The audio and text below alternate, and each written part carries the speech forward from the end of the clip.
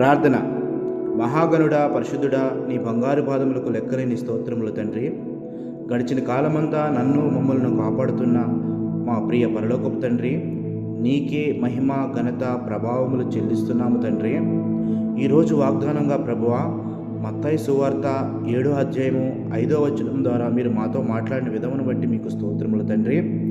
వేషధారి, మొదట నీ కంటిలోనున్న దూలమును తీసుకొనుము, అప్పుడు నీ సహోదరి కంటిలోనున్న నలుసును తీసివేయటకు నీకు తేటగా కనపడును అని స్పష్టముగా మాతో మాట్లాడిన దేవా, నీకే మహిమ, ఘనత, ప్రభావములు చెల్లిస్తున్నాము తండ్రి.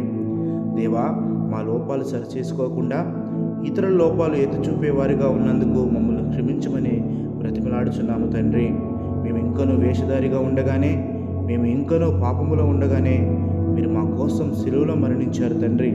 మీ త్యాగాన్ని గుర్తించలేని వారమై ఈ లోక ఆశల వైపు తిరుగుతూ నీ నామానికి హేయంగా జీవిస్తున్న మమ్మల్ని రక్షించి క్షమించమని బ్రతిమలాడుచున్నాము తండ్రి. అలాగే తండ్రి, అల్ప విశ్వాసులమై నీ ఆశీర్వాదములు పొందుకోలేని స్థితిలో మేము ఉండగా మమ్మల్ని రక్షించి బలపరచమని అడుగుచున్నాము తండ్రి. మీ గాయపడిన హస్తాలతో మమ్మల్ని స్వస్థపరచమని యేసు పరిశుద్ధ నామములో అడిగి వేడుకుంటున్నాను తండ్రి. ఆమేన్.